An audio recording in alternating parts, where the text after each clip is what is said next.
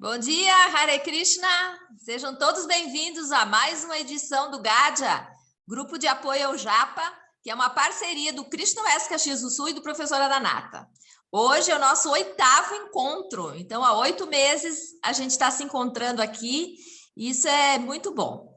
Então hoje o professor Adanata vai falar sobre Japa enquanto meditação.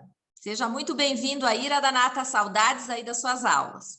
Então vou fazer uma breve apresentação dele. Radhanatha Das. Nem precisa.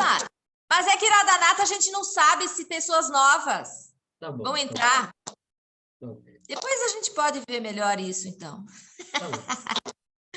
Radhanatha Das é graduado em língua portuguesa e pós-graduado em língua e literatura brasileira pelo NIMES. Tem proeficiência em língua inglesa pela Universidade de Michigan. É especializado em língua sânscrita e literatura védica pelo Instituto Vaishnava de Ensino Superior em Mathura, na Índia. Formado em Yoga pela Faculdade de Educação Física FMU de São Paulo. Tem uma trajetória marcada por dedicação e estudos de longa data à consciência de Krishna. É membro da ISKCON, Sociedade Internacional para a Consciência de Krishna, desde 1981. Iniciado em Bhakti Yoga por H.D. Goswami Acharyadeva, em 1985. É tradutor da editora BBT e também é escritor. Então, pessoal, antes de passar a palavra para ele, alguns recados. Mantenham seus microfones fechados para não dar microfonia. A câmera aberta para que o palestrante possa vê-los. E, por favor, utilizem o chat para deixar suas perguntas ou se inscrever para falar.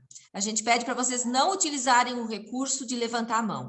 Outra coisa importante, pessoal, é o seguinte, no final, quando vai ser aberto esse espaço para perguntas, lembrar que esse grupo aqui, ele não é somente para as perguntas em relação ao tema de hoje, é um grupo de apoio ao Japa. Então, o momento das perguntas também é para intercâmbios, dificuldades com a Japa, enfim, comentários em relação à própria Japa, como é que a gente pode ajudar, para realmente poder aproveitar esse momento assim, né, com os palestrantes, para ser um intercâmbio, né, de melhora na nossa Japa. Então, é isso, vamos passar a palavra para o nosso querido professor Adanata. Namastê, saudações a todos os presentes, todos aqueles que dispuseram do seu tempo para estar aqui reunidos conosco.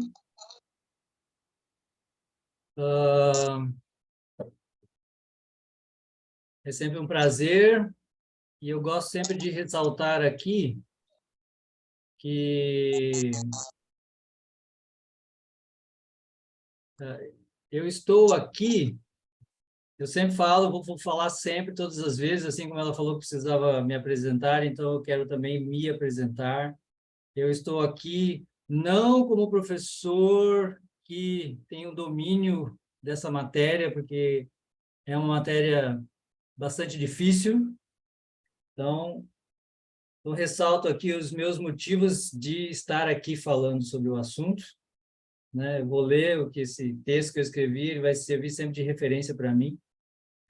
Então, eu não estou aqui como professor da matéria, mas como estudante, desejoso de aprender, porque é ensinando que a gente aprende. Ninguém aprende mais do que o professor. Então, eu gosto desse assunto, embora eu não tenha domínio sobre ele, eu gosto desse assunto e eu creio firmemente, porque isso é algo didático mesmo, de tanto eu ensinar, eu vou aprender. Então, esse é o meu segundo motivo, né? A esperança de que tanto tentar servir os devotos ensinando, eu vou acabar aprendendo. E terceiro é a companhia de vocês, né? Estar aqui, ter esse apoio e o ânimo de vocês. Agora nós acabamos de ter uma experiência em Nova Gokula, com um retiro, e eu andava na maior gosma ultimamente, assim, bem mal, assim, internamente e tudo. Mas, ficando com vocês lá 3 dias e também na companhia de outros grandes devotos, nosso mestre espiritual, a gente volta renovado. né? A gente volta renovado, especificamente nessa área, que é onde eu quero realmente me especializar, né? Não voltei, por exemplo, animado para administrar, por exemplo, não voltei nem um pouco animado para administrar, mas voltei muito animado com a minha japa, ela está sempre constante, eu estou aqui ainda reverberando, assim, já faz quase uma semana e assim, eu estou reverberando as memórias, as conversas, as experiências, então é muito importante, né? Eu sempre falo, compartilho da minha experiência em Bhakti Yoga, que é a essência do processo, para mim, pode ser que varie de pessoa para pessoa, mas para mim a essência está na japa, e podemos praticar em qualquer situação. O Kirtana, por exemplo, o Sankirtana tem que ser na companhia dos devotos, mas a japa não. A japa eu posso fazer em qualquer lugar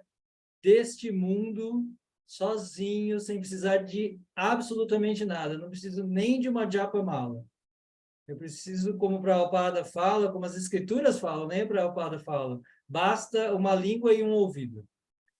E mesmo quando perdemos a nossa voz, às vezes ficamos afônicos, ainda podemos cantar na mente. Então, não existe nenhuma situação que nós não possamos praticar japa. Mesmo no leito de morte, a gente pode não ter mais capacidade de falar, mas ainda podemos pensar. E o segundo item, muito importante, fundamental, é a companhia dos devotos. Sadhu Sangha, que quer dizer especificamente não centenas de devotos. Isso Prabhupada é quem fala para duas devotas, a Yamuna e uma outra devota que eu não lembro, mas Prabhupada fala especificamente para elas, que elas se sentiam sozinhas, porque elas estavam num lugar afastado e pregando só elas duas, e elas sentiam muita falta dos devotos. E Prabhupada fala, não há nenhum problema. Se tem dois devotos, isso já é suficiente. O importante é que haja dois devotos em harmonia, em sintonia. Isso também está prescrito nas Escrituras. A associação com devotos não é estar apenas sob o mesmo teto, a gente pode estar sob o mesmo teto apenas falando besteira, tá? Bobagens. Ou então não ter harmonia nenhuma, porque às vezes você tem uma ideia da consciência de Krishna para lá e o outro tem para lá. Então eu acho que não importa, né? Krishna fica satisfeito se a gente oferece maçã, ou se a gente oferece pera, ou se a gente oferece pêssego. Krishna aceita todos os serviços, mas é uma recomendação das Escrituras buscar devotos com quem a gente tem afinidade de serviço. Buscar a companhia, se eu gosto de japa, buscar a companhia daqueles devotos que gostam de japa, porque isso nos anima, nos animamos mutuamente. Embora a gente aprecie o serviço de todos, jamais vamos criticar, Krishna não gosta de pera, porque eu só gosto de oferecer maçã, então oferecer pera é horrível, Krishna vai ficar muito insatisfeito. Não, Krishna vai ficar satisfeito com todas as flores, com todas as frutas que lhe são oferecidas. Mas, às vezes, nós temos um apreço especial por uma categoria de serviço e as Escrituras mesmas prescrevem que devemos buscar devotos com quem tenhamos afinidade. Tá bom? Isso está prescrito, não é nenhuma ofensa. Pelo contrário, é uma prescrição mesmo. Ok? Então, a companhia de vocês me anima muito estar falando aqui. Ver vocês também me anima muito, então quem quiser abrir a câmera, eu adoro, tanto é que eu faço um esforço para dar aula no computador, porque eu gosto de ver os devotos, eu gosto de vê-los, então é um prazer ver vocês, mas entendo, às vezes algumas pessoas não podem abrir mesmo por um ou outro motivo, mas quem puder abrir, saiba que é um prazer enorme. Então, vamos aqui fazer uma apresentação, vamos trabalhar bem dentro do tempo, procurar não ser... passar do tempo mesmo, né? Cumprir nosso horário. E a proposta é falar de japa enquanto meditação. É engraçado, né? Porque as coisas, assim, vem uma confluência, né? Uma confluência mesmo espiritual, porque a Yamuna está aqui, né? Ela lembra que há um mês atrás a gente decidiu, vamos decidir logo qual vai ser o tema do próximo encontro, porque a Tia Deva está chegando e a gente tem que deixar tudo pronto, e quando ele chegar a gente não vai ter tempo mais de organizar nada, e vamos deixar tudo encaminhado. Então, decidimos eu sugeri, então, japa enquanto meditação. E daí fizemos o retiro, né? Fomos para o retiro. No retiro eu convidei o Prabhu Ramacharita para falar algo, e ele justamente escolheu japa enquanto meditação. Foi ótimo tê-lo ouvido falar. E depois tivemos uma audiência exclusiva, por enquanto esotérica, que só nós que estávamos lá sabemos o que ele falou, ninguém mais saberá, talvez, o que ele falou. Então, ele nos deu uma audiência exclusiva, mesmo algo muito especial. Eu que estou com ele há 40 anos, é a primeira vez que realmente eu tenho a oportunidade de ouvir uma audiência exclusiva dele, com as suas realizações apenas sobre japa, com perguntas exclusivas sobre japa. Foi, assim, uma bênção mesmo, uma bênção muito especial para esse grupo, né, que foi, acho que, recompensado pelo seu desejo de aprimorar sua japa. E, no encontro, a Tia Deva ressaltou muito uma coisa que, para mim, era um enigma de muitos anos, a importância de Smaranam, da lembrança, que é sinônimo de dhyana, meditação. Prabhupada explica isso também. Que enquanto no Ashtanga Yoga, isso são palavras de Prabhupada, enquanto no Ashtanga Yoga, dhyana é o 7º estágio, né? No Ashtanga Yoga de Patanjali, dhyana, meditação, é o 7º estágio. Prabhupada fala que no Bhakti Yoga, meditação é o 3º estágio. Shravanam, Kirtanam, Smaranam. Ou seja, meditação e lembrança são sinônimos. Então, assim, foi uma confluência desse tema, e isso tem reverberado muito. Essa semana foi só o que ficou, só o que se passa na minha cabeça. São essas palavras que eu ouvi do Ramacharita, o que eu já estava pensando, o que a Charadeva falou. Então, isso está sendo muito bom. E agora aqui vamos elaborar um pouco mais, né? Nem tenho muito mais o que falar, mas vou tentar apresentar algo mais, talvez, falar algo mais sobre o assunto. Bom, tendo feito essa longa introdução, eu pretendo fazer uma exposição, se Deus quiser, não muito demorada, mas quando eu tenho horário, eu cumpro o meu horário. E a nossa administradora aí, ela não deixa a gente sair do horário, assim. Tem que seguir. Não, mas eu adoro ter horários, e eu adoro cumprir horários também. Mas, às vezes, se não me puser limite, eu me animo e... Eu acho que todo professor é um pouco assim, né? Ele tem vontade de compartilhar. Mas os horários são muito importantes. Bom, então eu vou fazer uma análise muito parecida, incrível, que a aula do Ramacharita, a aula que ele apresentou para a gente era a aula que eu tinha na minha cabeça. Mas então eu vou apresentar a minha aula, né? Sempre tem uma diferença da dele para a minha, né? Então eu vou fazer aqui uma breve apresentação, mas semelhante à dele. Então eu vou trazer aqui à luz da nossa reflexão o texto Yoga Sutra de Patanjali e a Bhagavad Gita, proferida por Krishna.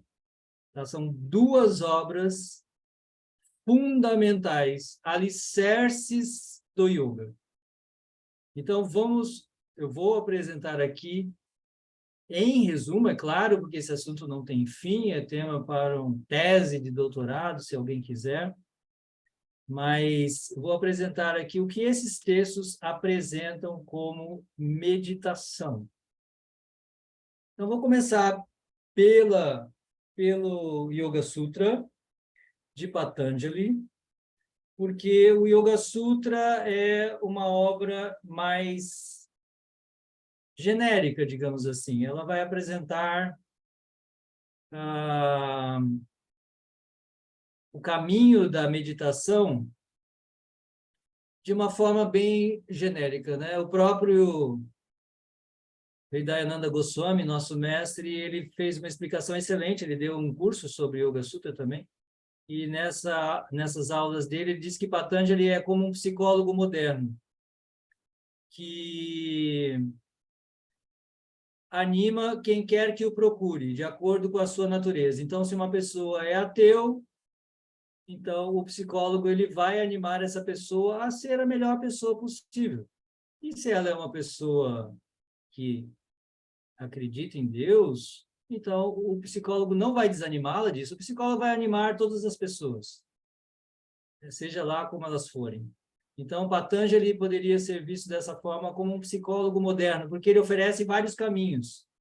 Olha, você pode chegar ao Samadhi, que é a etapa mais elevada do Ashtanga Yoga, através do esforço.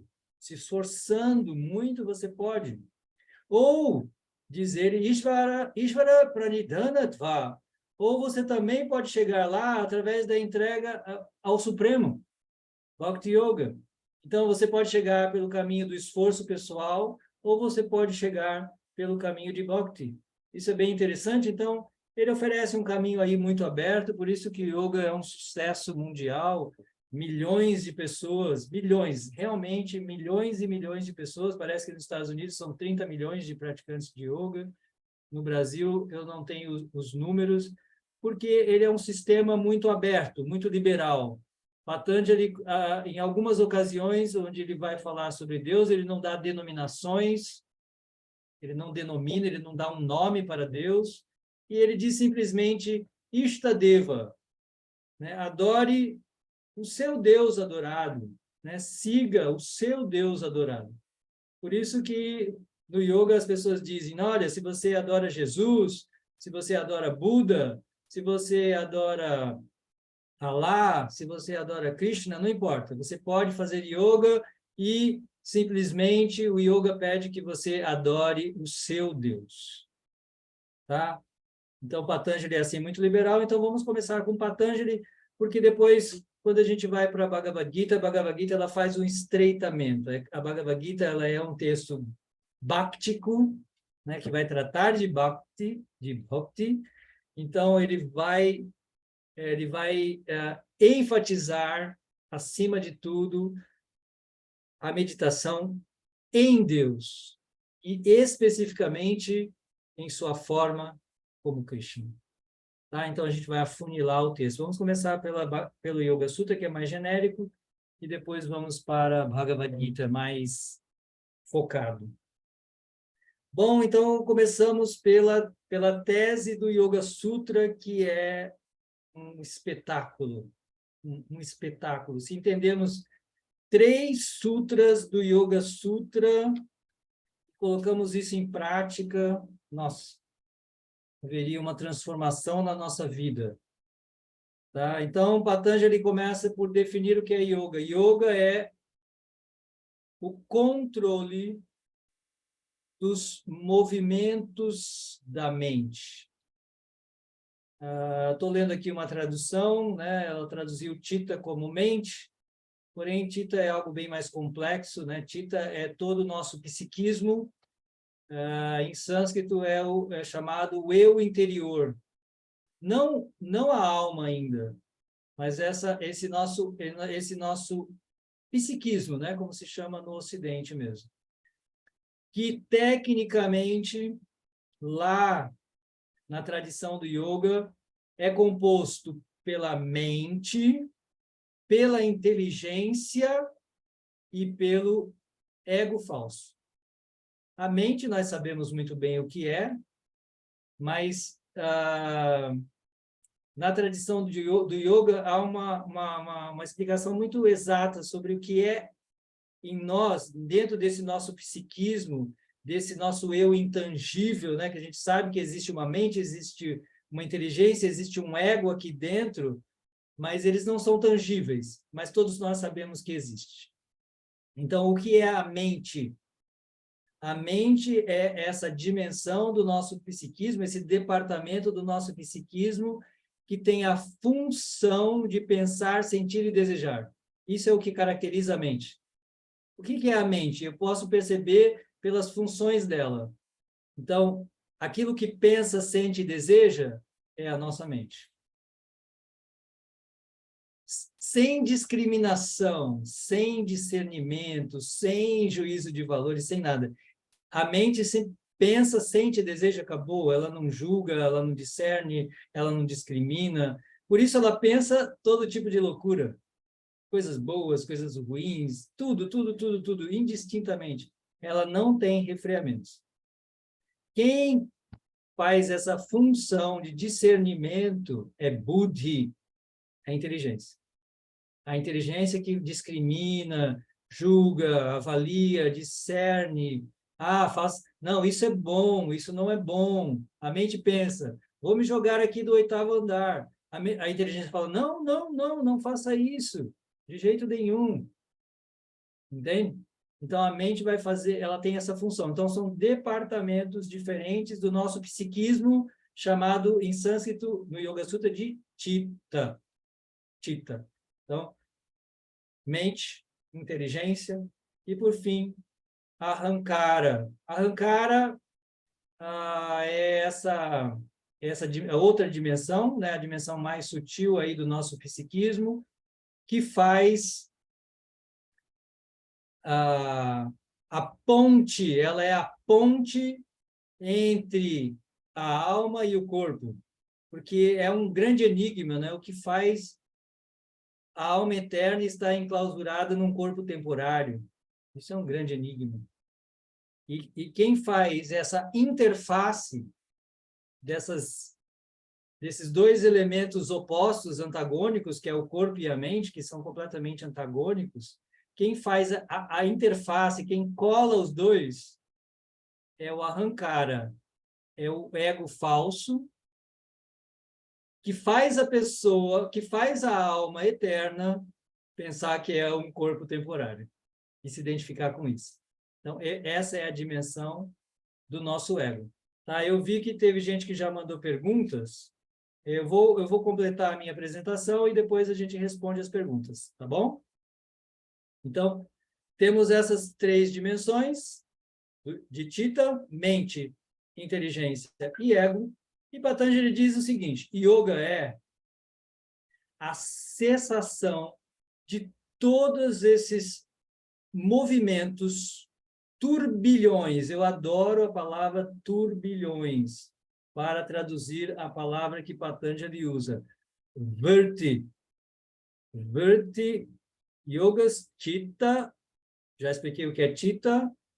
Vritti, que eu traduzi agora como turbilhões, as pessoas traduzem como movimento, ondulações, etc. Eu gosto de traduzir como turbilhões, porque existe uma relação etimológica entre verte e vortex, vórtice, que é um redemoinho.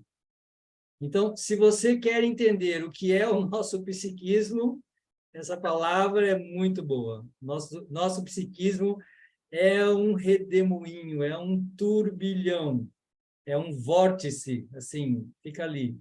Quanto mais agitado está a nossa situação de vida, né? Você acabou de quebrar o pau com alguém, como é que fica a sua mente? Um tsunami, né? Fica louca, completamente. um turbilhão enlouquecido. E o que é a prática de yoga? O que é uma boa prática de yoga? Quem faz uma boa prática de yoga? Como ela termina? Com uma mente plácida. Uau, que tranquilidade, que serenidade. Os pensamentos calmos, tudo tranquilo, poucas ondulações, muito poucas ondulações. O ideal é a cessação, Nirodha, cessação dos turbilhões do nosso Chitta, do nosso psiquismo. Isso é yoga. E o resultado disso, isso é o primeiro sutra que eu quero mencionar, que na verdade é o segundo, né? O segundo sutra é esse. O terceiro sutra do Yoga Sutra, ele vai dizer que, então, quando isso acontece, quando você acalma os turbilhões da mente, que Vyasa, o primeiro comentador do Yoga Sutra, diz que yoga é como uma prática que acalma os turbilhões das ondas oceânicas. Vyasa compara nossa mente a um oceano, assim, em turbulência, um tsunami, como eu falei. E o yoga é aquela prática que vai acalmar o mar, acalmar. É bonito essa analogia também do oceano dada no comentário de Vyasa. Então, esse é o primeiro sutra. Yoga visa acalmar os turbilhões da nossa mente, do nosso Chitta, melhor dizendo, né? Mente, inteligência, ego, tudo. No sutra seguinte, ele vai dizer o quê? Quando isso acontece, a pessoa que ele vai chamar de observador, que é a denominação que ele usa para se referir à alma, a alma se estabelece na sua posição original. É um termo filosófico muito preciso chamado Swarupa. A alma se estabelece no seu Swarupa, literalmente em sânscrito, na sua forma. Sua, em sânscrito, é sua em português. Na Swarupa, na sua forma, na forma original da alma. A alma desperta quando os turbilhões da consciência, do psiquismo, eles se acalmam. Aí a pessoa pode enxergar o seu próprio eu. Ela consegue enxergar o seu próprio eu. Lembrem-se lá do que, para quem conhece aqui os ensinamentos do Senhor Chaitanya, ele vai dizer Chetodarpanamarjanam. Esse canto, ele limpa o espelho de Cheta, sinônimo de Chitta. Ele limpa, ele faz a mesma coisa. Esse cantar limpa o espelho da mente, e o que acontece? Quando o espelho está limpo, você pode se enxergar. Se o espelho está coberto de sujeira, você não consegue se enxergar. Essa metáfora poética de Chaitanya Mahaprabhu também é muito linda. E expressa bem o que Patanjali fala no Yoga Sutra. Com uma mente turbilhonada, enlouquecida, como que coberta de poeira, você não consegue ver sua alma. Mas quando você limpa aquela poeira, que é o processo de yoga, aí você se enxerga, tá aqui, meu verdadeiro eu, ele se manifesta. E no sutra seguinte, isso é a tese de Patanjali. Entendendo a tese de Patanjali e vivenciando ela, estamos autorrealizados. Porque ele vai dizer no sutra seguinte, no quarto sutra, que é a continuidade dele, ele vai dizer assim, do contrário, senão, ele usa uma conjunção adversativa. Se não for assim, você se identifica com os turbilhões da mente, os Chitta-vritis. Então, em suma, temos duas opções de vida. Só temos duas. Ou estamos identificados com os turbilhões da nossa mente, da nossa inteligência e do nosso ego, que acredita ser esse corpo. Ou então você silencia esse turbilhão, você acalma o oceano, você se enxerga, você se revela. Você consegue se revelar como alma. Então, eu lembro das palavras de Prabhupada. Prabhupada diz a mesma coisa. Só temos duas opções nesse mundo. Ser um Goswami ou ser um Godasa. Não sei se vocês já ouviram falar isso. Go quer dizer sentidos. Swami quer dizer senhor. Goswami, senhor dos sentidos. E Godasa, né? Nova iniciação aí é o Godasa, né? Servo dos sentidos. Então, é a segunda opção. Se você não é um Goswami, se você não é senhor dos seus sentidos, você é servo deles. Porque os sentidos seguem os ditames da consciência, da mente, da inteligência e do ego. Os sentidos são apenas instrumentos de Tita, mente inteligente. A mente fala, ai, estou com uma vontade de tomar sorvete, aí você vai até lá a sorveteria comprar, né? Então, os sentidos só obedecem às ordens da mente, da inteligência e do ego. O que eles disserem, os sentidos cumprem as ordens. Então, só temos duas possibilidades, e é exatamente isso que Patanjali está falando aqui. Ou você cala, ou você controla os turbilhões da consciência, ou então você se identifica com ele e, consequentemente, se identifica com esse corpo e com tudo o que isso quer dizer. Você se identifica com o nascimento, com a velhice, com a doença e com a morte. Ah, eu sou isso, eu sou doente, eu sou infeliz, eu estou tão velhinho, cheio dos problemas da terceira idade. Ai, a morte está chegando. Então, tudo isso são os ditames da consciência, falando, ah, você é isso, você é aquilo, e as consequências são todas isso. Então, você tem essas duas possibilidades. Isso é uma super tese. E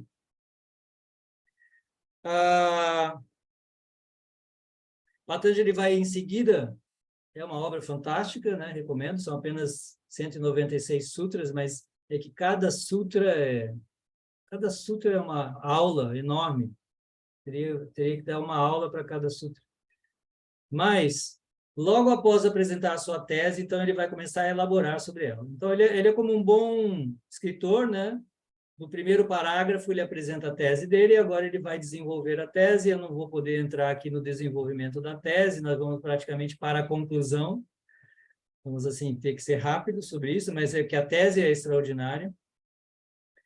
Mas ele vai elaborar, então, algo que é muito relevante. Aqui eu vou ressaltar só alguns poucos aspectos do que ele fala que tem relação com a Bhagavad Gita. Logo após falar que yoga é o refreamento, o controle dos turbilhões da consciência, ele vai explicar quais são esses turbilhões, né? Ele explica exatamente, ele elabora, ele é muito didático, ele elabora perfeitamente. Olha, os turbilhões da mente são 5, são esses, e esses turbilhões, algo muito importante que ele fala, eles podem causar sofrimento ou não causar sofrimento. Isso também é muito relevante, porque não é que nós devemos cessar todas as atividades da nossa consciência. Não, existem atividades extremamente benéficas da consciência. Por exemplo, ele vai falar que a memória, só para dar um exemplo, que a memória é uma das atividades da consciência. E aí ele explica, inclusive, o que é memória, né? Memória é reter na consciência algo que você experimentou, etc, etc. Agora, um exemplo prático de como isso pode ser benéfico ou prejudicial. Então, se você... Lembrar-se é muito bom, né? Eu só posso dar essa aula aqui porque eu consigo me lembrar. Patanjali só conseguiu escrever a obra dele porque ele lembrava, né? Se ele não lembrasse, ele não conseguiria escrever. Então, lembrar-se é muito bom. Porém, o rancor, aquela mágoa que você nunca esquece, é também um efeito da memória prejudicial. Então, lembrar-se é bom, mas, por exemplo, nunca perdoar, né? Guardar rancor, isso é um elemento prejudicial da mesma função. É a mesma função. Então, algo pode ser positivo ou negativo, e o que Patanjali pede é o refreamento, especificamente dos aspectos negativos desses movimentos ou dessas atividades da consciência, e não o contrário. E a evidência disso, né, podemos ter, isso aí é algo polêmico, né, porque senão viraríamos um robô. O que seria o yoga? Ser um robô, né, assim, não tem mais movimento da consciência.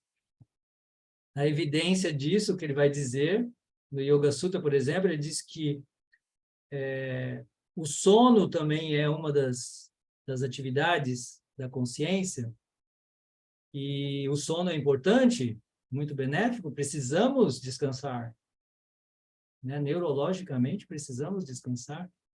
E não só isso, ele vai dizer no Yoga Sutra que os yogis, eles adquirem conhecimento através do sonho. Eles podem ter revelações através do sonho. Ou seja, o próprio Patanjali vai dizer que sonhos podem ser bons, podem ser úteis, tá? Isso é importante. E outra coisa muito importante que ele vai falar logo em seguida, após apresentar quais são as atividades da consciência, ele vai falar sobre o Nirodha, a palavra que ele usa lá no segundo sutra. Como refrear a mente? Como você refreia a mente? Então, ele usa duas palavras que são muito interessantes. Ele vai dizer que você refreia a mente por abhyasa e vairagya.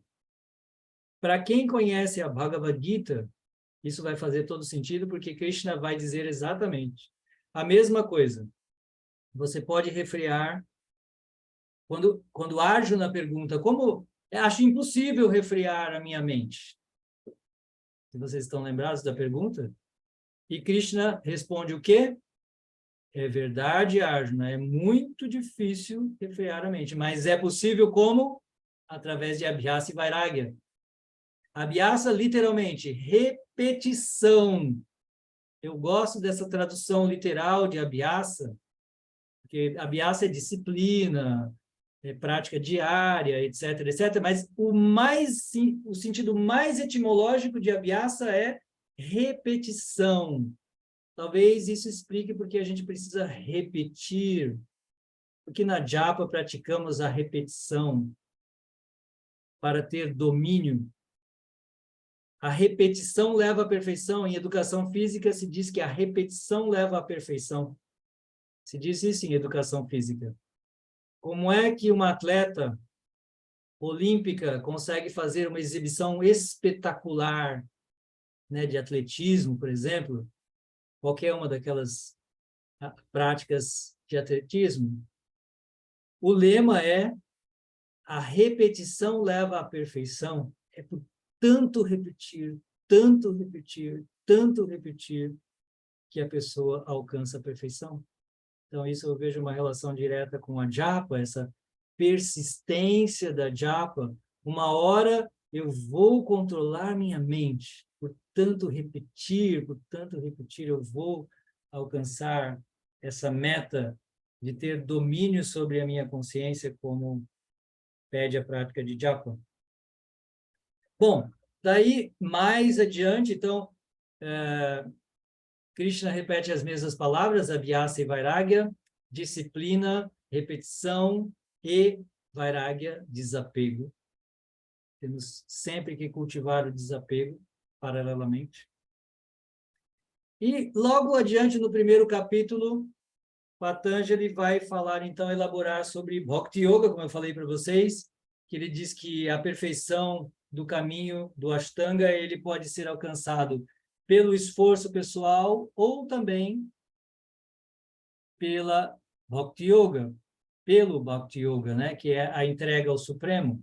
Ishvara Pranidhana, Dva. Dva é a conjunção alternativa ou pela entrega ao Supremo.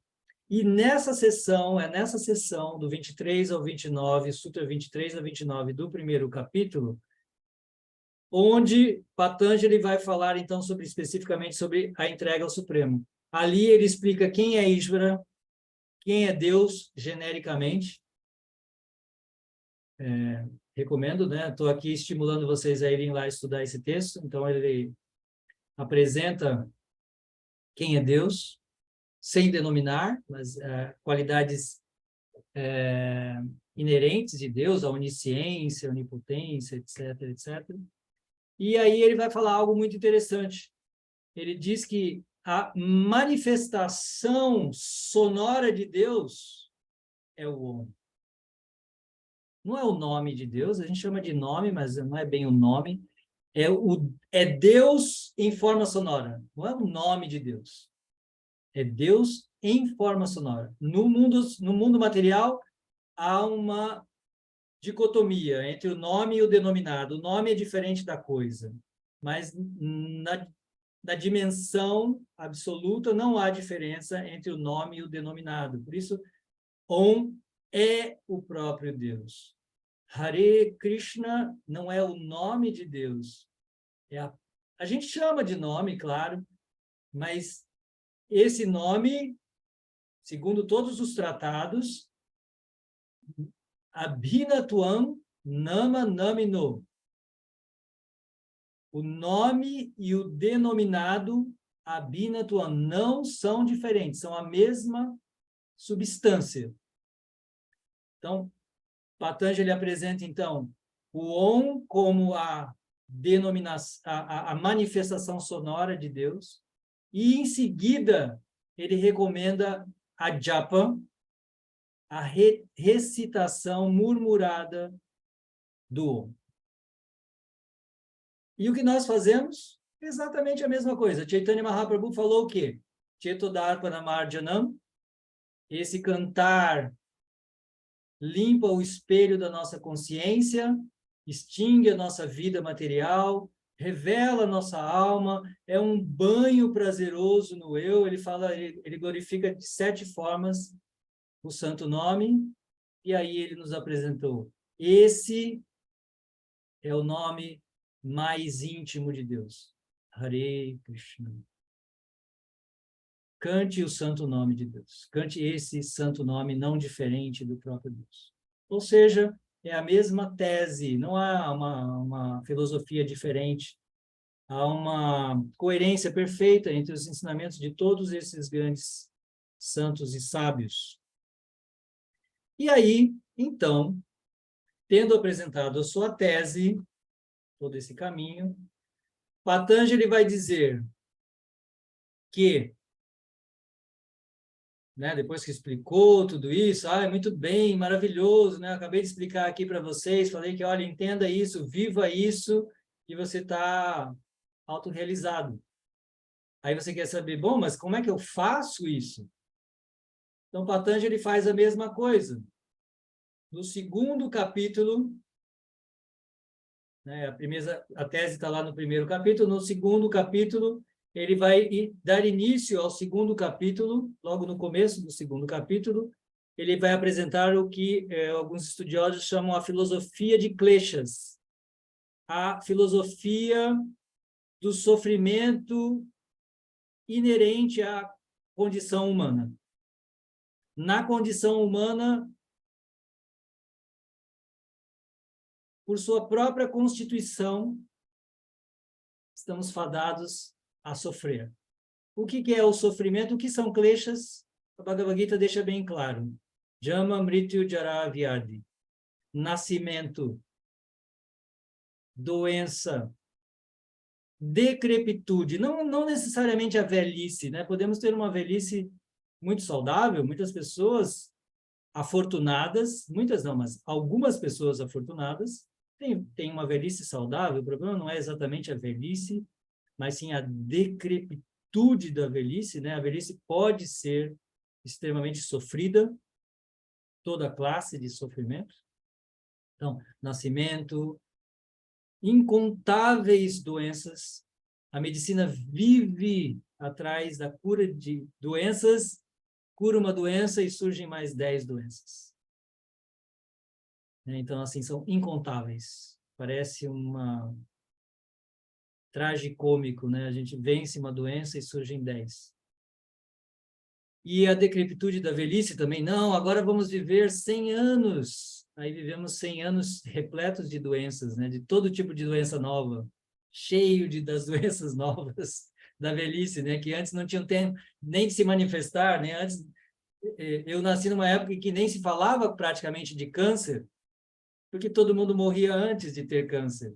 Agora a gente vive mais, mas aí tem dezenas de formas de câncer, dezenas de problemas de demência, ou seja, a gente vive mais, porém, com tantos problemas. Porém, isso não quero ser completamente negativo aqui, o próprio Ayurveda, o próprio Ishopanishad nos promete que temos por direito, fomos criados por Deus para viver 100 anos saudáveis. Isso está no Ishopanishad, isso está no Ayurveda.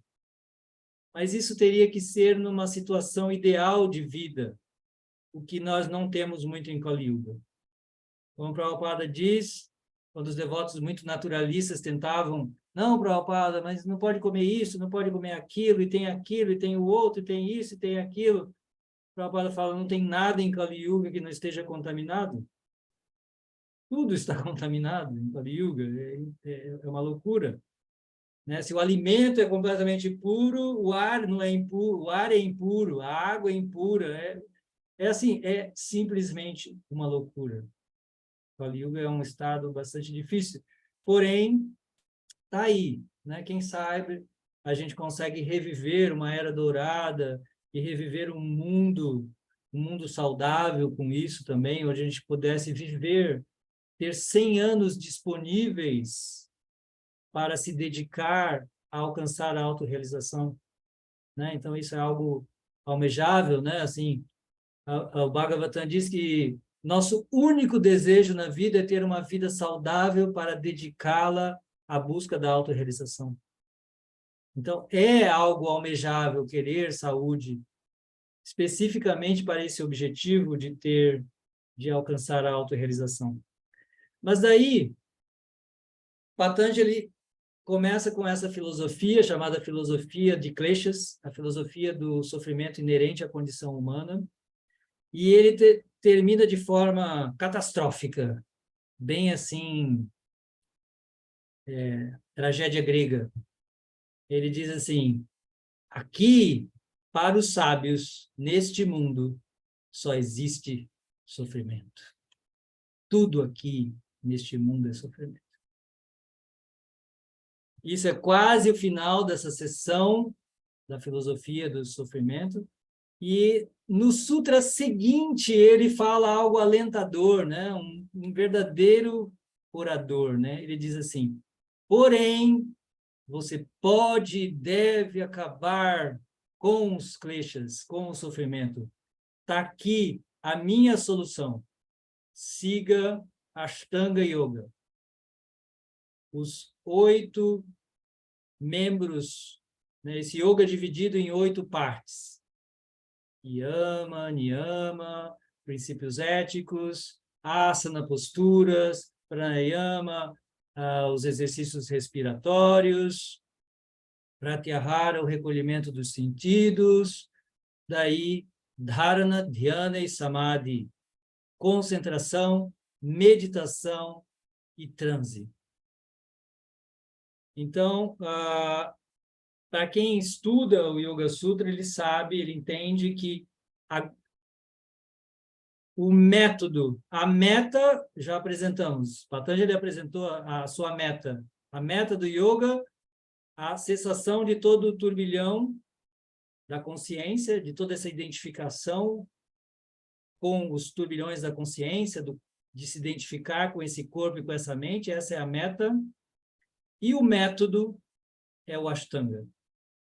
E O método, e aí ele divide muito bem. Yama, niyama, princípios éticos, postura, respiração e abstração, recolhimento dos sentidos, tudo isso é a prática externa do yoga, é só o começo. A parte interna do yoga é concentração, meditação e transe. Isso é a parte interna. Esse é o grande objetivo do Ashtanga Yoga, do Raja Yoga, também sinônimo Raja Yoga. A meta, se a gente puder traduzir, se alguém perguntar o que é Raja Yoga, o que é Ashtanga Yoga, é o yoga da meditação. Tudo o que Patanjali faz é voltado a aprimorar, a levar a pessoa à meditação. Porque é por meio da meditação que a pessoa vai silenciar esses turbilhões da consciência e vai despertar o seu verdadeiro eu. Então, a meditação é o método. É o ápice do método, né? O método tem tudo isso, tem princípios éticos, postura, respiração, recolhimento dos sentidos, etc. Mas tudo isso culmina em meditação. Evidência disso é que Patanjali vai falar menos de 1% sobre postura. A evidência de que postura não é a meta é que para ele isso representa apenas 1% da obra. Samadhi é o maior de todos os temas. Essa absorção, porque o Samadhi é a condensação, né? O transe é a condensação da meditação. E a meditação é a condensação da concentração. Então, a concentração, quando ela vai se condensando, ela vira meditação. Quando a meditação se condensa, ela vira o transe, se você estudar a obra. Tá? Então, essa é a apresentação. E, concluindo aqui o Yoga Sutra, Patanjali vai dizer, então, no final dessa sessão sobre a parte interna do yoga, concentração, meditação e samadhi, ele diz que onde você concentrar a sua atenção, né, a depender do seu foco, você alcança um resultado. Por isso o capítulo se chama Vibhuti. Vibhuti, em sânscrito, tem dois sentidos. O sentido mais literal é consecução, coisas que você consegue. Outro significado é poder místico. Por quê? A consecução do Ashtanga Yoga é o despertar dos desenvolvimentos místicos. Para quem não chegou até o fim da obra, porque esse é o terceiro capítulo. No final do terceiro capítulo, ele vai dizer: os poderes místicos, eles são uma manifestação natural de uma pessoa que tem controle da mente. Quem tem controle da mente não é algo que está sob seu controle. Essa pessoa vai desenvolver poder místico. Não está, isso é científico, é matemático. O poder místico vai se manifestar. Agora, ele termina o terceiro capítulo dizendo: desapegue-se disso. Aí vem o desapego. Desapegue-se disso. Isso é outra ilusão no caminho. Existe algo melhor do que isso. Quarto capítulo, Kaivalya. A libertação do ciclo de repetidos nascimentos e mortes.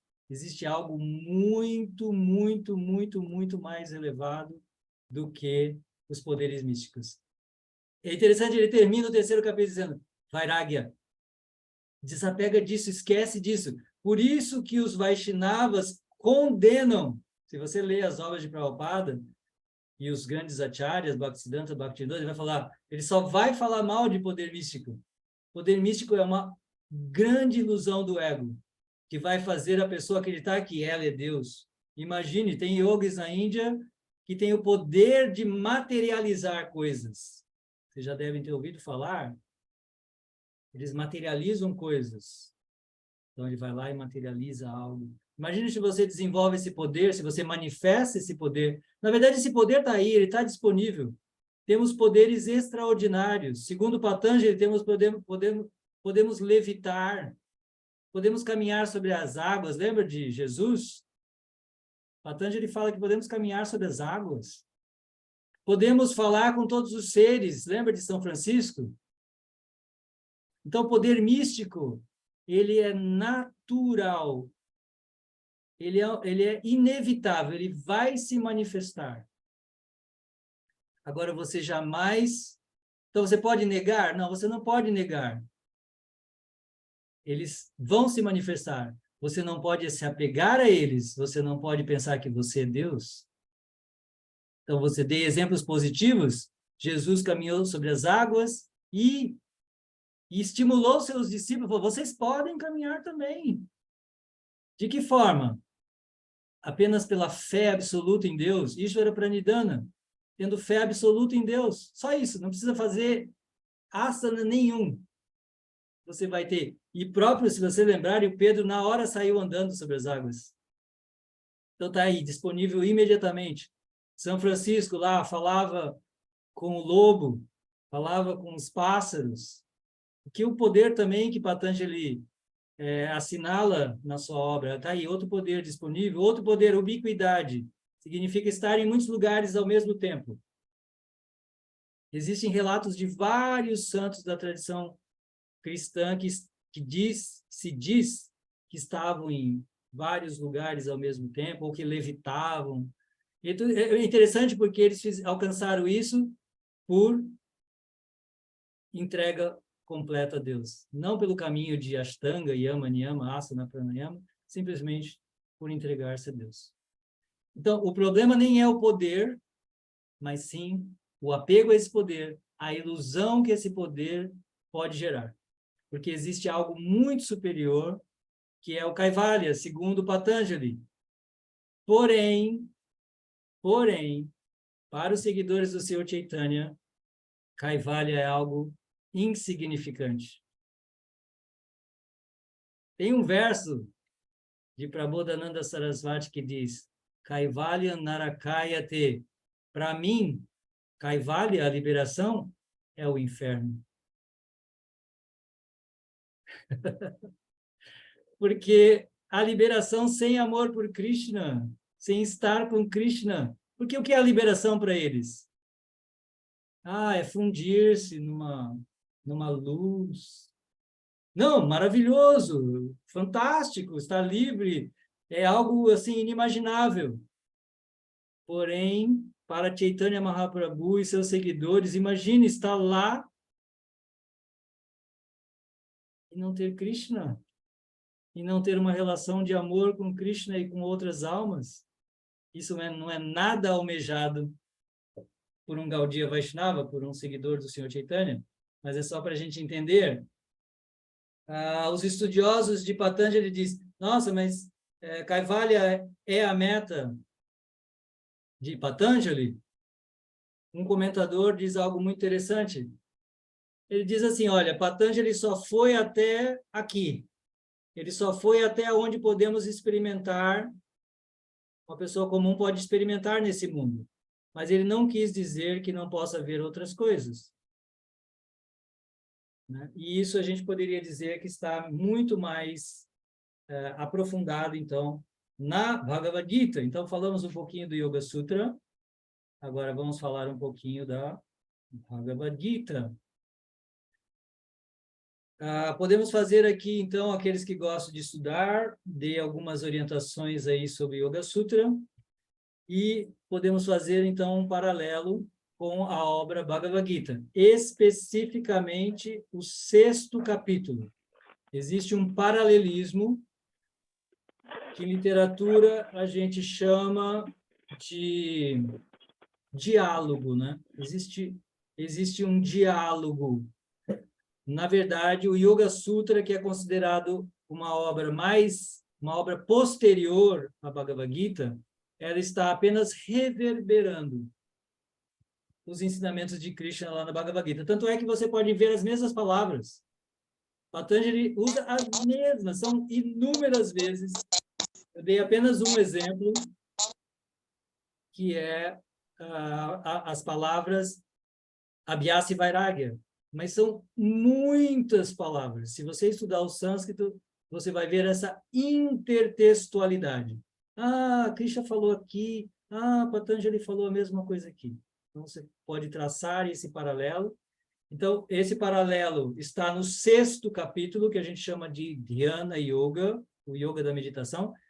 Estudem ali o 6º capítulo.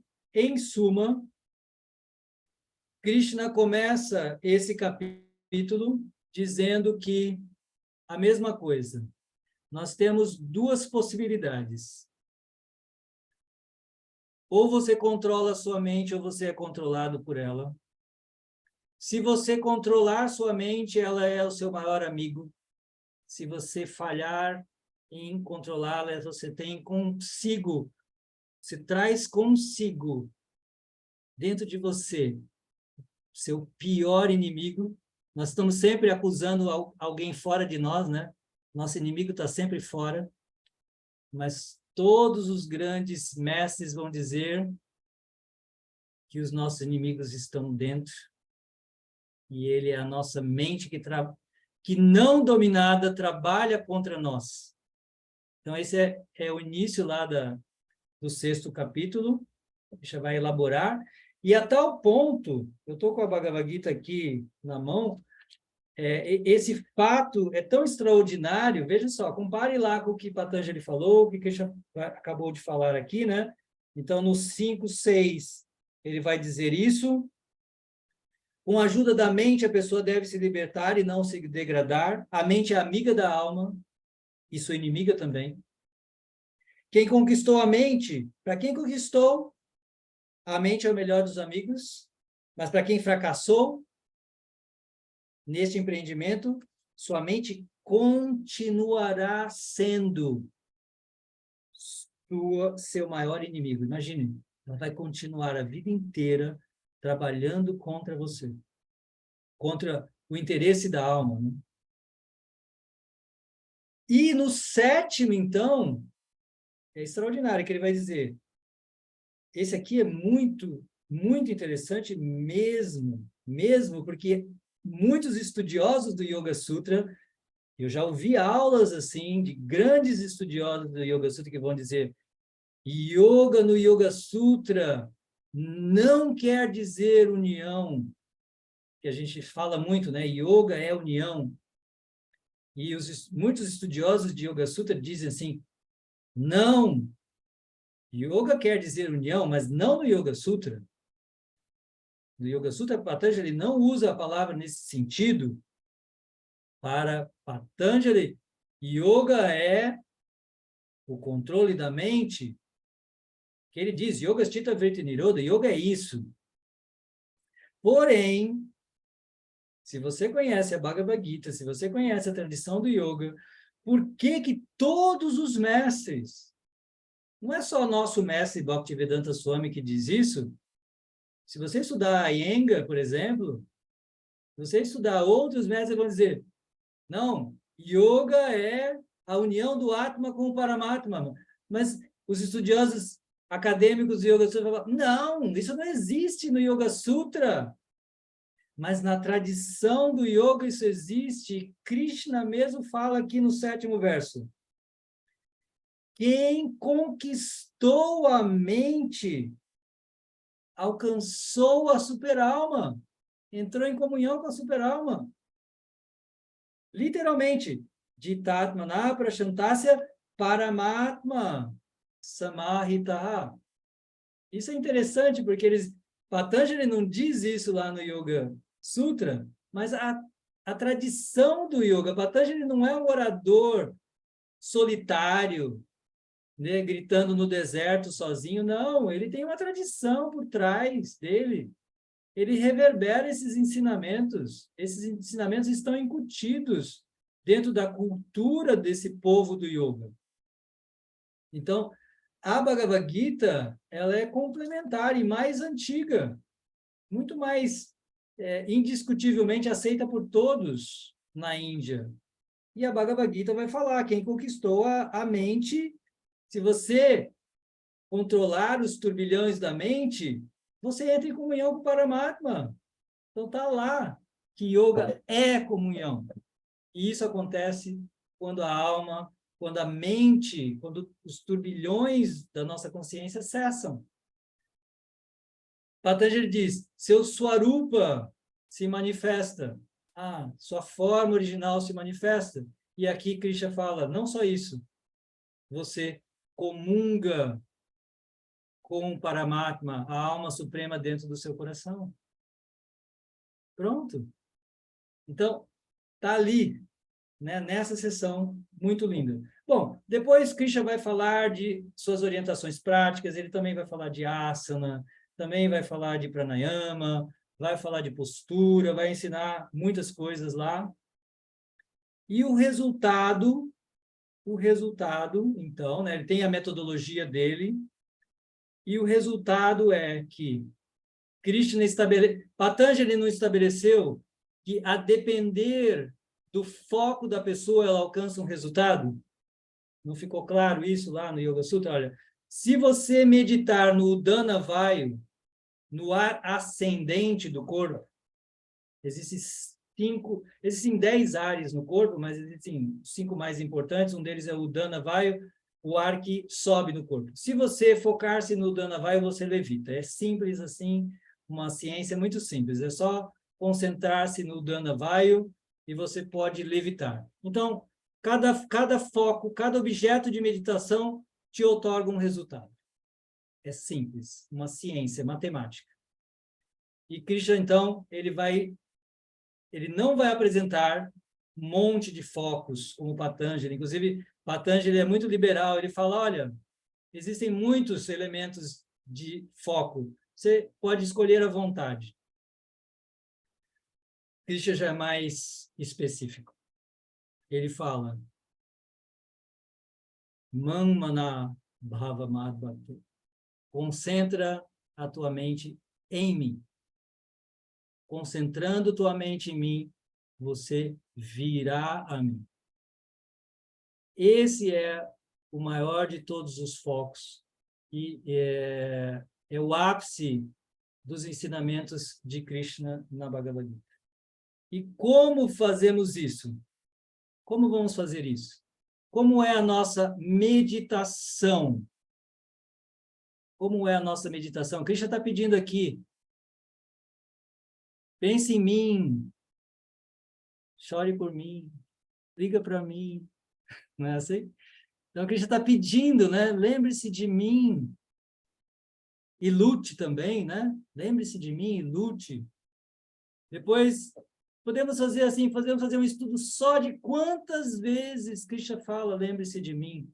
Quantas vezes, assim, teríamos que parar só para estudar quantas vezes ele vai falar isso. São muitas vezes. Muitas. Então, concentre sua mente em mim. Pense em mim e lute.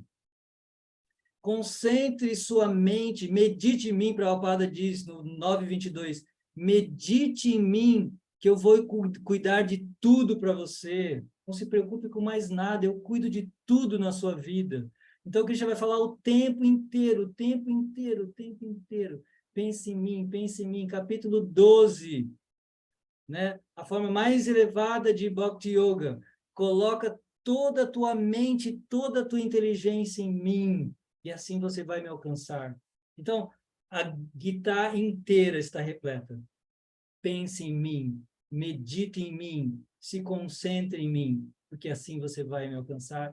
E essa é a meta mais elevada de todas, estabelecida na nossa tradição, por Chaitanya Mahaprabhu, nosso quinto artha, né? Existem 4 metas da vida, Dharma, Artha, Kama e Moksha. Religiosidade, desenvolvimento econômico, prazer dos sentidos, liberação, Kaivalya, Moksha. E Chaitanya Mahaprabhu veio então e apresentou, existe uma quinta meta da vida, Prema Bhakti, amor puro por Krishna. Ele veio e apresentou algo extraordinário. Existe mais do que essas 4 metas, porque Patanjali vai até o Kaivalya, né? Até Moksha, a liberação. E Chaitanya Mahaprabhu não. Ele diz, tem algo mais, tem prema, tem o amor puro por Deus. E isso é possível de que forma? Como podemos alcançar isso? Capítulo 8º da Bhagavad Gita. Onde quer, no que quer que a pessoa se... O que quer que a pessoa se lembre à hora da morte, aquilo ela alcança. O que quer que ela lembre na hora da morte, ela alcança. Por isso Krishna fala, se você lembrar-se de mim à hora da morte, você vai me alcançar. E você vai lembrar-se de mim à hora da morte, se você cultivar isso ao longo da vida. Não é um exercício fácil. Não é um exame que a pessoa passa sem se preparar. Sabe aquele exame do serviço público?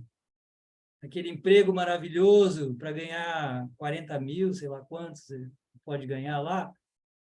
Se você quer passar naquele exame do serviço público mais difícil, não, eu quero ser servidor público do mais alto escalão.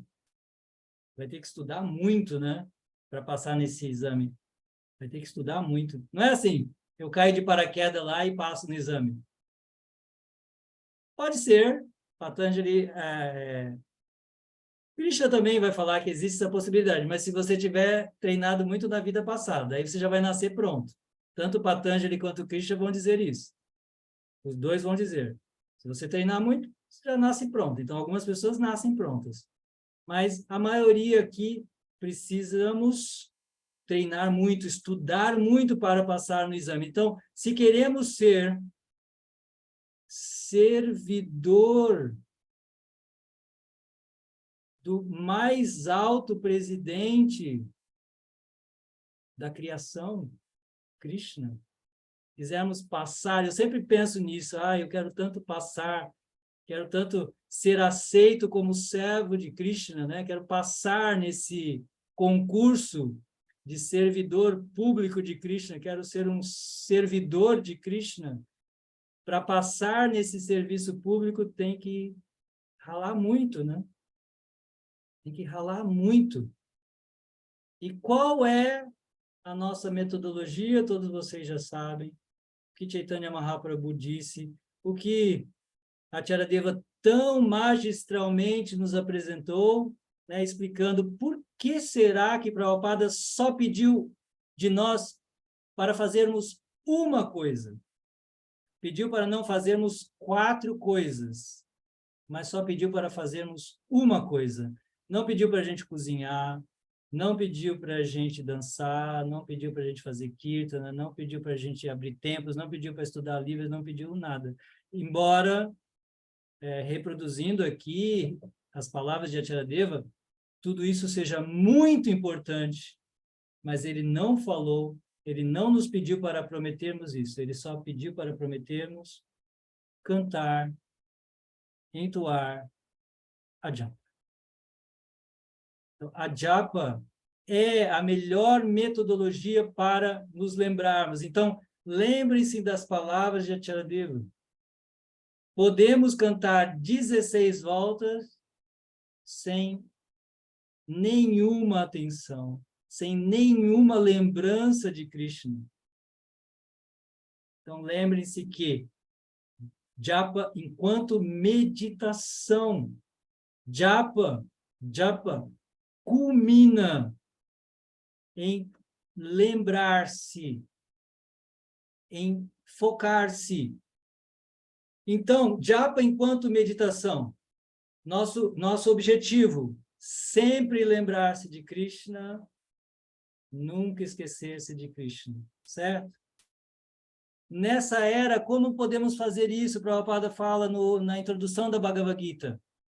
Essa é a recomendação de Krishna. Chaitanya Mahaprabhu veio e disse, isso é possível cantando Hare Krishna, que não é diferente de Krishna. Então, concentre-se no santo nome de Krishna. Hare Krishna, Krishna Krishna, Hare Hare, Hare Rama, Rama Rama, Hare Hare. nisso consiste todo o esforço da japa. O resto é tudo consequência. Madhurya, Lila, Guna, Rupa, Namnam. Estão lembrados da canção? Madhurya, Lila, Guna, Rupa, Namnam. Tudo o resto é consequência. Cantado com atenção plena. Essa vibração, Krishna, nessa forma sonora, vai revelar sua forma pessoal, Rupa. A forma pessoal de você vai ver Krishna, em sua forma. Da forma de Krishna, vamos entender Guna, as qualidades de Krishna, todas as qualidades que Krishna tem, a sua bondade, a sua amabilidade, a sua doçura, a sua gratidão, todas essas qualidades estão dentro de Krishna, elas vão se manifestar para o devoto, e depois, Madhurya Lila, os passatempos de Krishna, você vai, por fim, mergulhar nos passatempos de Krishna, e você vai, nessa vida, encontrar-se com Krishna e seguir no secto de Krishna, nos passatempos de Krishna, de volta ao lar. Ok? Então, muito sucintamente, isso é japa enquanto meditação. Tranquilamente, tá? Estou aqui 40 anos, tentando. Com a fé, né? Se eu estou é porque eu devo ter alguma fé. E devo também ter alguma vivência de que isso é verdade. Devo experimentar alguma coisa que me faz todos os dias continuar. Então, esse é o meu compartilhamento aqui com vocês. E é isso aí. Vamos abrir agora para perguntas, comentários, realizações, dúvidas, dificuldades, etc, etc. Radhanata, muito obrigada. Daiva e eu estamos aqui encantados com essa apresentação. Eu nunca vi resumir tão compreensivamente os ensinamentos de Patanjali. Eu adorei. Muito obrigada. E a gente também tem aqui a presença especial do Setukara. Então, muito obrigada, Setukara, por nos honrar aqui com sua presença. Então, vamos começar. Eu vou ler as perguntas em primeiro lugar, depois, se der tempo, a gente lê os comentários. Lembrando que quem quiser falar, é só se botar o nome aqui no chat que eu procuro. Então, a primeira pergunta é minha, Radhanata. Eu escrevi lá no momento que você estava falando. Por acaso, você lembra onde está nas escrituras que devemos buscar devotos com quem temos afinidade para associação e serviço? Poxa, mana, olha... desculpa, mana, assim, é bem íntimo, né? Minha irmã. Que a gente sempre chama de mano e mana. Mas assim, naquele sentido bem do sul mesmo, assim, de irmão, assim, irmão com carinho mesmo. É verdade. Minha irmã, eu tenho anotado, mas não tenho de memória. Tá bom? Não tenho, Se você puder me passar depois, agradeço. Eu não tenho ele de cor, né, de coração, aqui não está no coração guardado aqui, de cor, mas eu sei bem onde ele está e tive estudando sobre isso recentemente, então está bem anotado. Tá? Eu posso compartilhar depois com vocês. Isso, para mim, é muito importante. Primeira vez que eu ouvi isso foi de Satsvarupa, há 28 anos atrás, e acabei encontrando. Na época, eu não perguntei aonde era, mas depois, eu mesmo estudando, acabei encontrando mais de um verso sobre isso, tá? Para mim, isso é muito, muito importante. Muito importante. Para mim também, por isso eu perguntei. Compartilho depois com o grupo, tá? Prometo. Deixa eu anotar aqui também. Tá. Próximo. Aí, temos a pergunta do Baladeva. Como a mente sente? Pode dar um exemplo? A mente, ela sente medo, por exemplo. Medo injustificável, por exemplo. Um medo injustificável. Só isso. Você, por exemplo, você pensa, não vou andar de avião porque eu tenho medo, e né, você inventa um medo, você inventa aquele medo. Poderíamos dizer que é muito mais arriscado andar de carro do que de avião, né, estatisticamente. Mas muita gente tem medo de andar de avião. Então, é um medo injustificável, e a mente, ela é designed, ela é desenhada, ela é criada para essas funções: pensar, sentir e desejar, indiscriminadamente, qualquer coisa, qualquer coisa. Então, ela é livre, ela pensa e sente tudo, e assim, não tem nem justificativa nenhuma, nem, não tem um motivo nenhum para ela pensar, para ela ter medo ou nada, entende? Ela pode sim ter medo, digamos, por uma indicação da inteligência. Então, por exemplo, eu estou na minha casa, eu estou em casa, aí eu ouço alguém mexendo na fechadura. Por exemplo, eu estou aqui, estou na minha sala, e aí eu percebo, tem alguém tentando girar a fechadura da minha casa. Ninguém tem a chave da minha casa, mas eu percebo alguém. Então, a minha inteligência, isso não é a mente, é a inteligência que vai me alertar. Perigo, perigo. Tem alguém tentando entrar. Claro que isso vai deixar a sua mente assustada. Aí teve um motivo, a mente, ela disparou esse gatilho. Mas ela não precisa, às vezes, ter gatilho nenhum.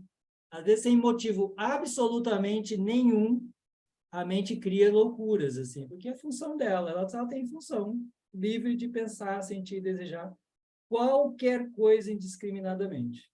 Não sei se respondi. A mente é um fenômeno muito complexo aí da nossa constituição, né?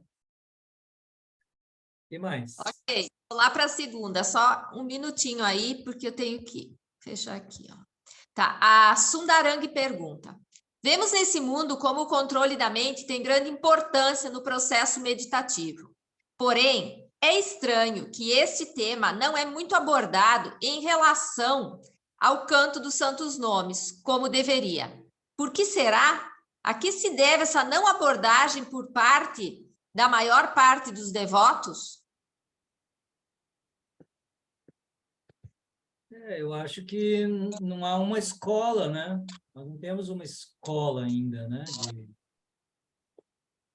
Da Japa, que é o que eu acho que, como eu falei, eu tenho dito, né?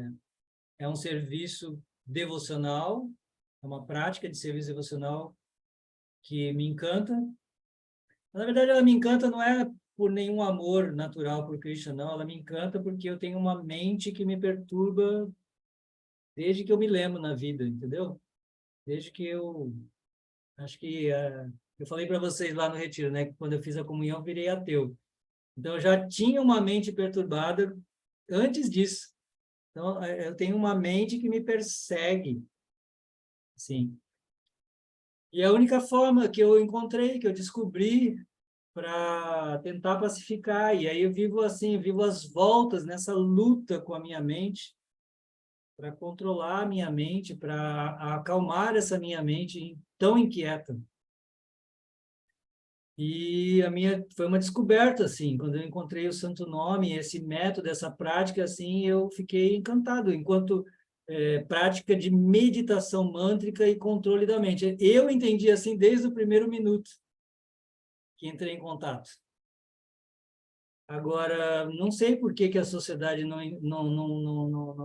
difunde isso, eu não sei, mas talvez seja porque nós temos um leque tão grande de serviços, né?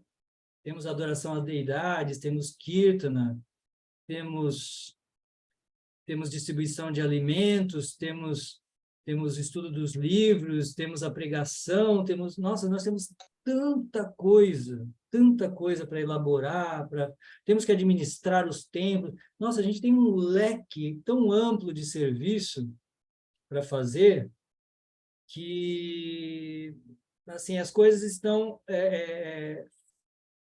desabrochando aos poucos, né?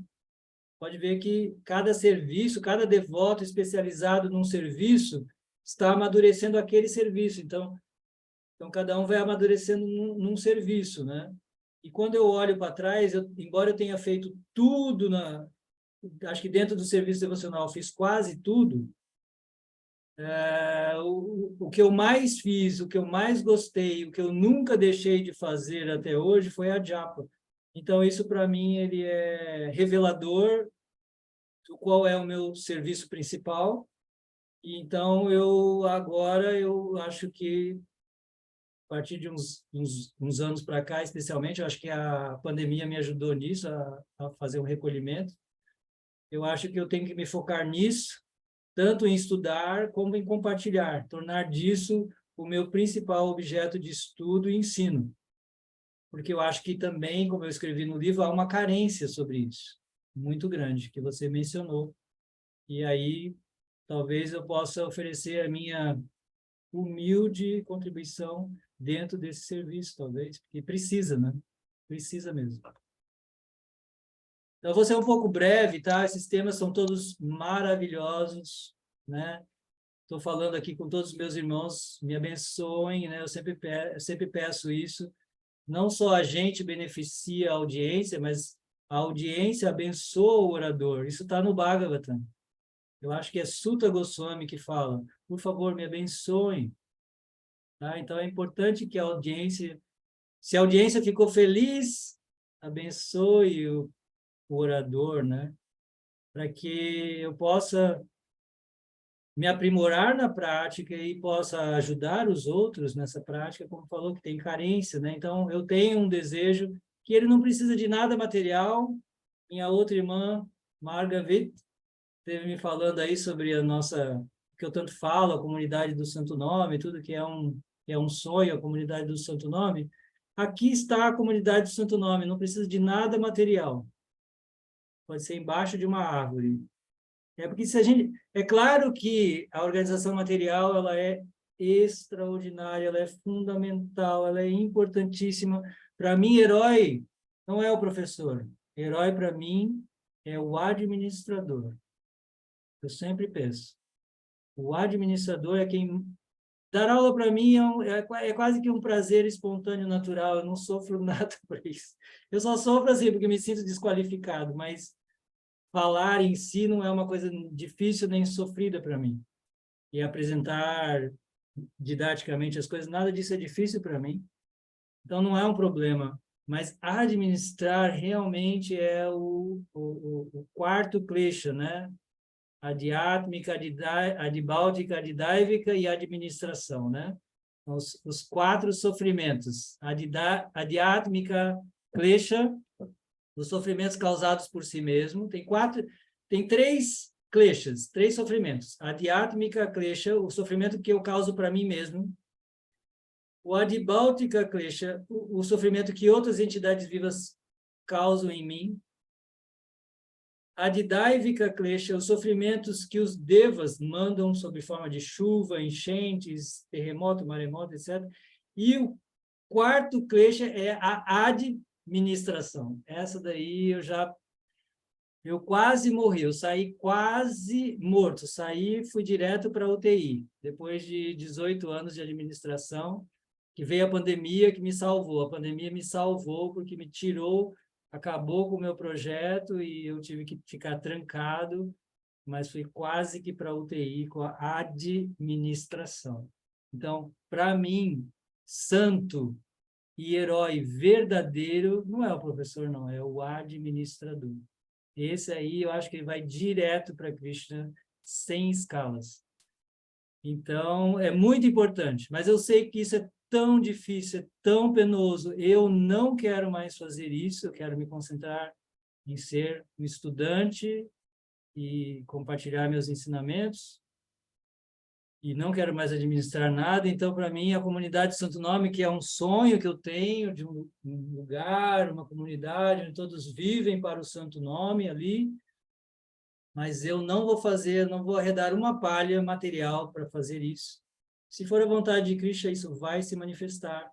E já está manifesto, porque se nós estamos aqui, se nós nos encontramos hoje aqui, estamos falando sobre o Santo Nome, isso já é a minha comunidade do Santo Nome, onde pessoas se reúnem para falar do Santo Nome.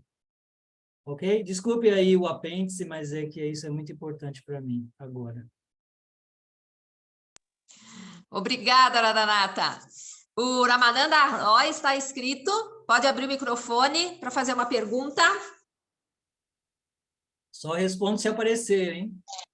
Ó o preço. Primeiramente, eu estou aqui com o Girivara Devidasi, Hare o Krishna.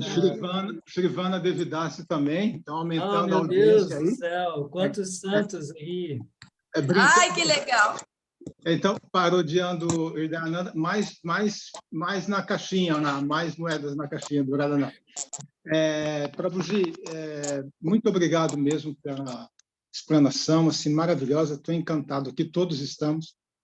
Eu gostaria só de fazer rápidas observações. Primeiro, uma reclamação. Espero que vocês tenham gravado as palavras de Charadeva lá no encontro de vocês, né? Está gravado as instruções dele? Eu não foi Sim, gravada, foram gravadas, mas foi não gravada, por nós.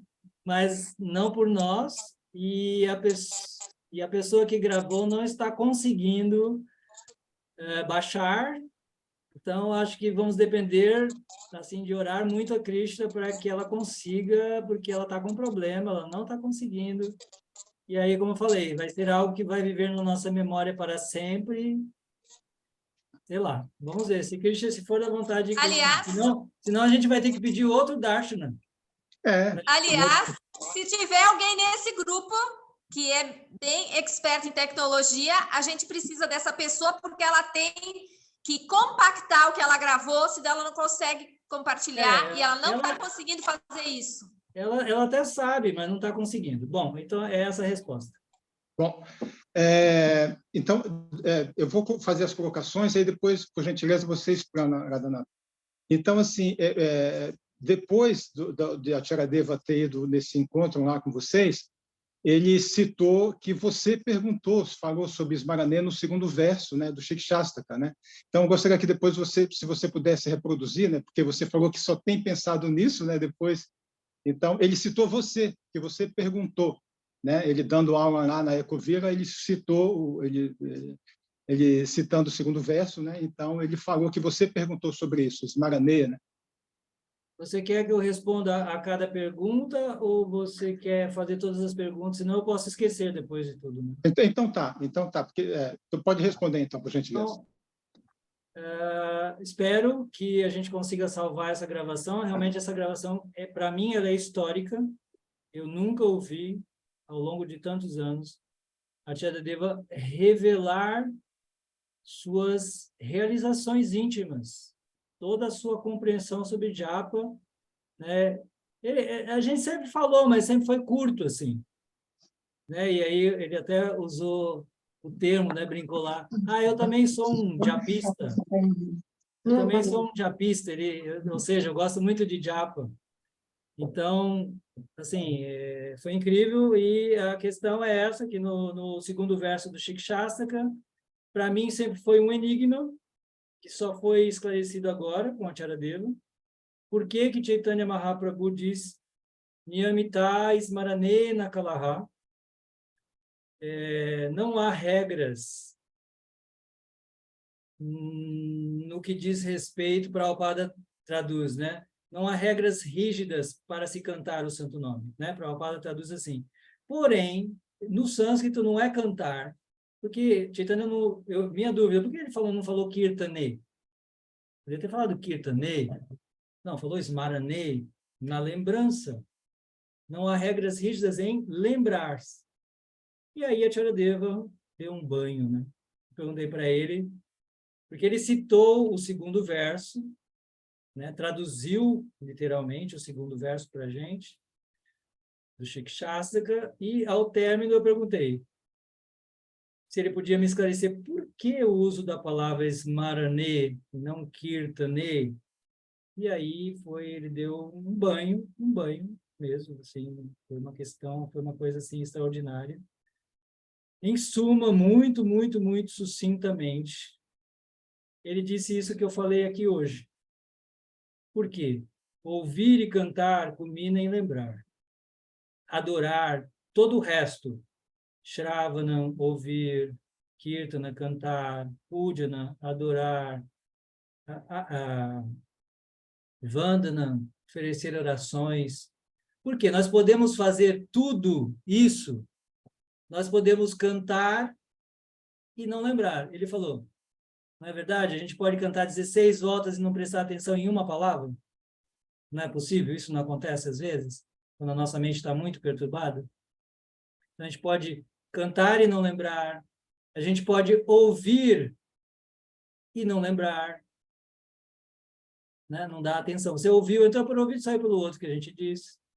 Você pode adorar a deidade pensando em qualquer coisa. Você pode oferecer orações de forma automática, blá, blá, blá, blá, blá, blá, blá, blá, blá, blá, blá, blá. Nenhum sentido. Você pode fazer tudo e não lembrar, mas você não pode lembrar e não lembrar. Você não pode lembrar sem lembrar. Então, tudo culmina em lembrar, até porque, como eu tentei deixar um pouco claro aqui, muito sucintamente, leia a Bhagavad Gita só atento para esse fato de que Krishna pede a nossa atenção, pede a nossa lembrança, pede a nossa concentração, pede a nossa meditação.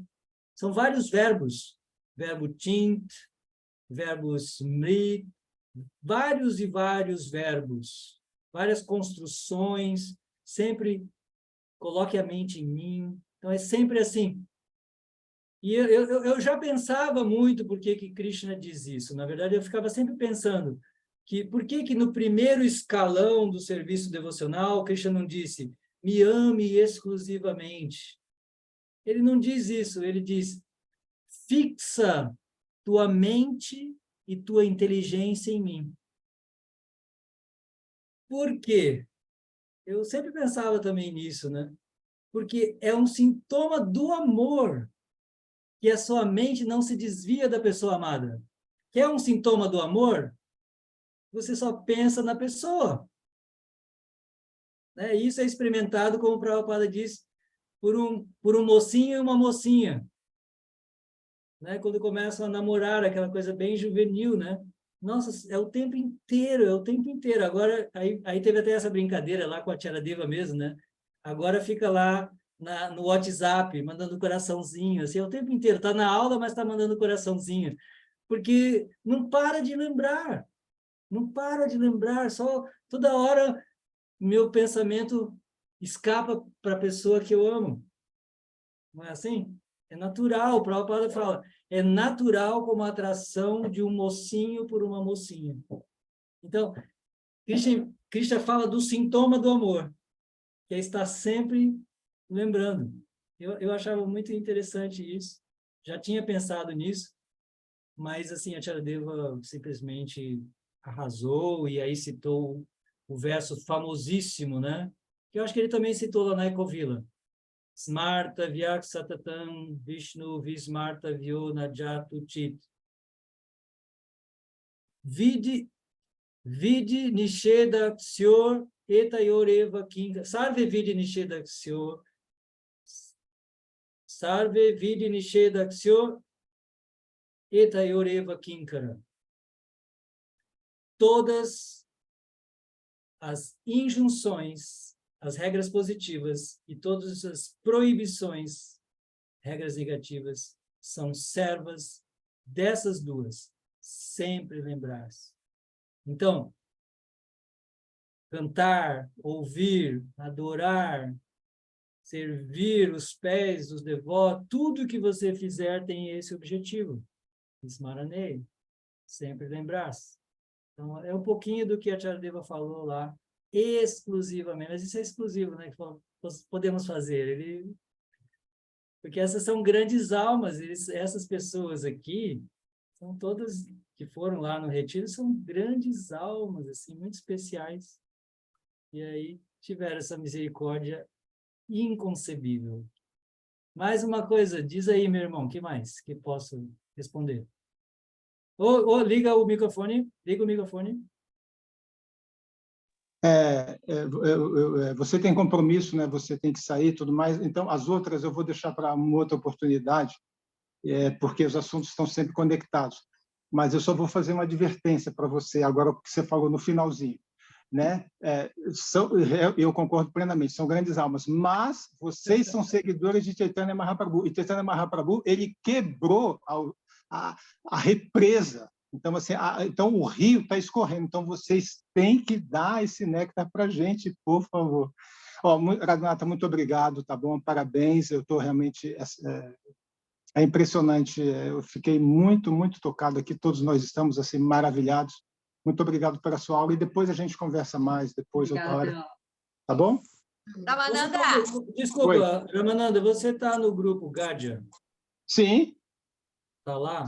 Tá. Sim. Eu ia pedir para você, Ramananda, por favor, escreva as perguntas que você tem, que aí eu passo para o Radhanata, e depois eu posto lá a pergunta e a resposta. Isso, a gente não pode perder esses momentos. Essas coisas que você tem a perguntar, porque tem tudo a ver com o tema de agora. Inclusive, é o objetivo do Gadya mesmo, né? O objetivo do Gadya é esse grupo de apoio. Eu peço perdão a vocês, realmente, porque às vezes assim a gente fecha o grupo, porque eu não consigo dar conta da demanda. Alguns alunos me mandam podcasts de 10, vários podcasts de 10, 12, 15 minutos para eu ouvir, para responder. Vários podcasts que eu tenho que ouvir inteirinho. Vários, não é um podcast só. Vários podcasts em seguida sobre todas as suas realizações ou dificuldades e tal, e o que eu acho daquilo. Então, é uma demanda grande, né? Uma demanda grande, assim, né? Eu fico com dificuldade e uma coisa que eu jamais faço é a indelicadeza de não responder às pessoas. Mas, assim, a demanda é grande, fica difícil para mim. Eu peço perdão de vocês pela minha limitação, né? Assim, por ser uma pessoa tão limitada e não poder fazer mais. Por isso que eu fecho, às vezes, o grupo. Mas é um prazer. Se as pessoas tiverem um pouquinho de paciência comigo, esperar um pouquinho e tudo, eu vou responder. Essa semana mesmo eu pedi para o meu grupo lá, né, o grupo do Retiro, tenha um pouco de paciência comigo. Várias pessoas me mandaram perguntas e podcasts, etc, etc. Vou responder a todos. Só me dá um pouquinho, porque eu, apesar de tudo, eu ainda trabalho. As pessoas acham que eu sou um ator na vida. Infelizmente, não sou. Tem que trabalhar para pagar a conta ainda. Tá bom? Mas manda lá que vai ser um prazer responder. Então tá, a gente tem uma última pergunta que a gente vai responder, então, que a Cida tinha pedido para fazer oralmente. Pode abrir o microfone. Ai, desculpa, não é mais Cida, é Marga. Nossa, que banho na alma, no eu que nós recebemos. Está muito baixinho para mim. Esses microfones meus são terríveis. Está muito baixinho. Seu microfone é sempre assim. Já troquei de microfone. E agora, melhorou? Melhorou. Solta a voz. Então, no Shikshastaka, no seu próprio livro, você disse que existem algumas virtudes que são fundamentais para a gente fixar. Então, que estão nos versos do Shikshastaka. Eu identifiquei, na minha humildade, 3 virtudes. A humildade, a simplicidade e o desapego. Quais seriam as virtudes que estão ali contidas no Shikshastaka? É isso, eu teria outras perguntas, mas fica para um outro momento. Eu mando depois, escrita também. Você pode escrever e mandar depois. Tá manda para mim. Obrigada, abraço a todo mundo. Obrigada por tudo.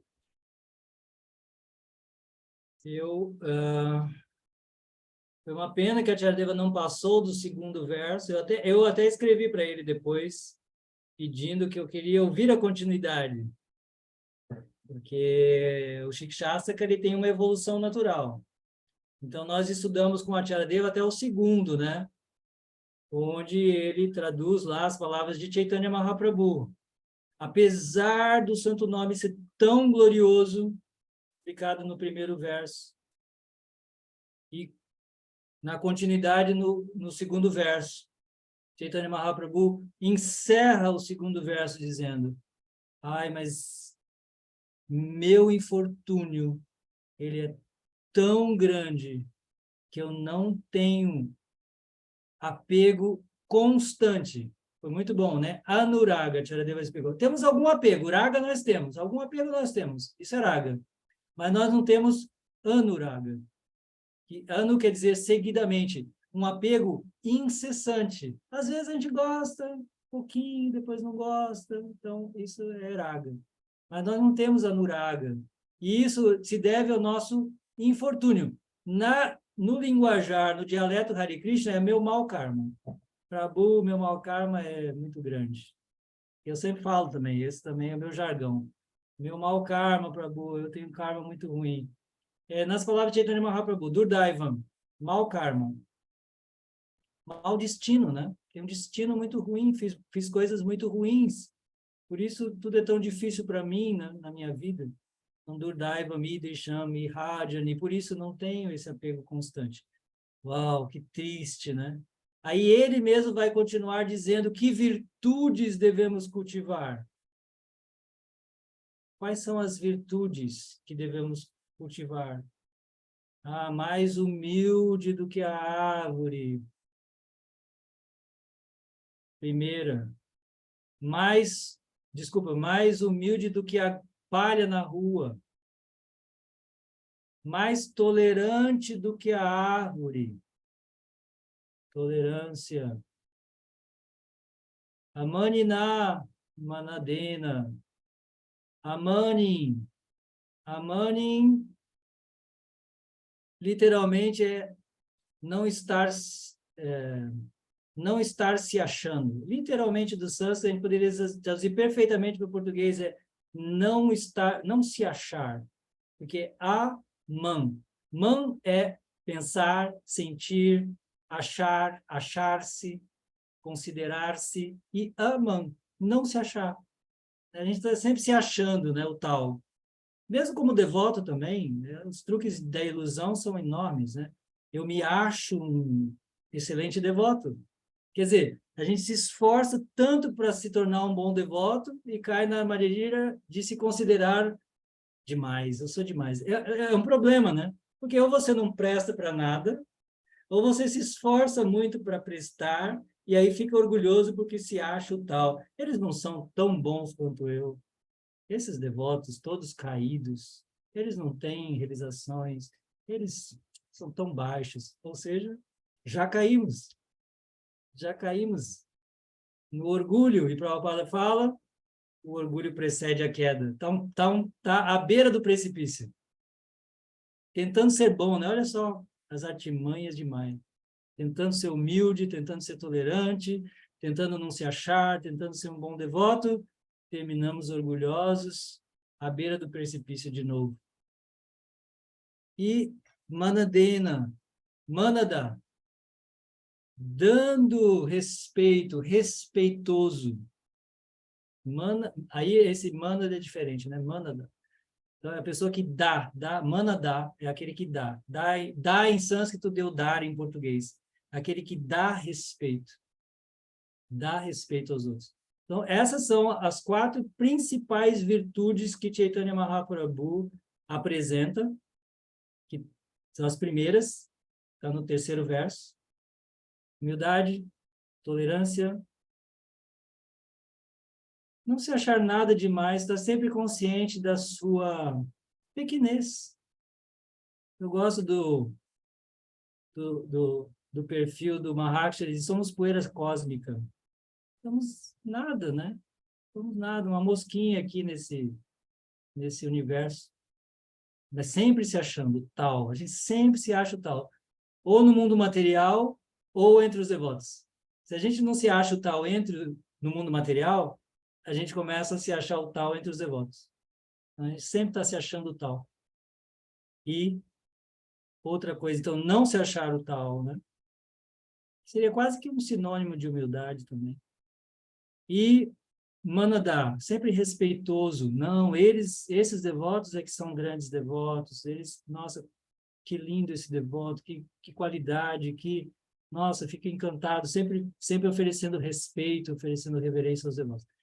4 grandes virtudes que devemos cultivar, e a quinta eu acho que é essa que você mesma falou, que está no 4º verso, né? O desapego por todos os encantamentos do mundo material, Nadanam, Nadjanam, Nasundarim, Kavitamva, riquezas, sexo, seguidores. Olha só, né? Você é um bom devoto, aí as pessoas querem te seguir. Aí você fica iludido com os seguidores, 1 milhão de seguidores. Não queremos, queremos ninguém. Quem sou eu? Kavitamva. E nem está encantado também com o glamour da vida kavita, que quer dizer os encantamentos. Kavi é poesia. Essa vida aristocrática de poesia e música refinada e um monte de coisas de Sattva Guna, né? Toda essa vida é Sattva Guna, muito agradável, etc, etc. Então, a Sundarang pediu para repetir as 4 virtudes do 3º verso. Humildade, tolerância, Amânina. É interessante que lá no capítulo 13, Krishna vai traduzir Amânina de novo como humildade. Quando Arjuna pergunta, o que é conhecimento? O que é Jnana? Krishna responde, Amanitvam. Conhecimento quer dizer humildade. Então, é quase que sinônimo aí, porque realmente é o orgulho que nos faz achar algo demais, né? A gente é uma coisa muito natural, né? Assim, somos poeira cósmica, mas se achando, né? Assim, é um fenômeno muito extraordinário que realmente a gente não passa de uma poeira cósmica, mas a gente sempre se acha o tal.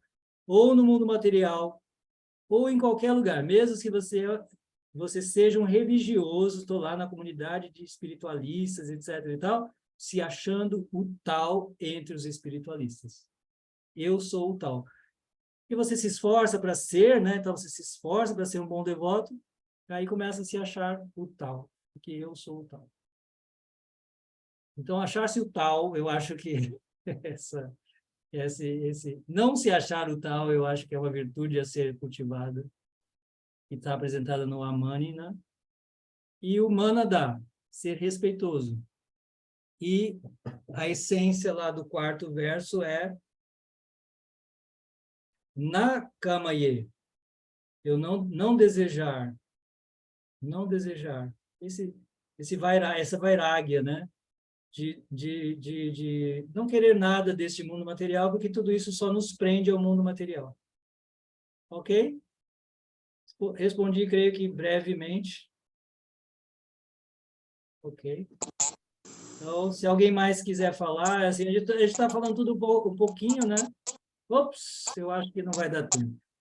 É. Eu vou virar abóbora. Tá. Radhanatha, agradeço de coração sua aula aqui, tá? Foi maravilhosa, muita coisa para processar, depois reouvir. E espero que as pessoas, então, encaminhem suas perguntas. Muito obrigada a vocês que participaram. E até a próxima. Um bom descanso para vocês, um bom final de semana. Eu gostaria de dar a palavra para a Setukara, que está aí, mas infelizmente a gente está no horário. Não, só uma coisa, terminar com o pagamento. Chuvas de bênção para o orador, suas bênçãos, por favor. Chuva de bênçãos aí. Você sempre tem nossas bênçãos, Radhanatha. Por favor, continue aí em nossas vidas, nos iluminando.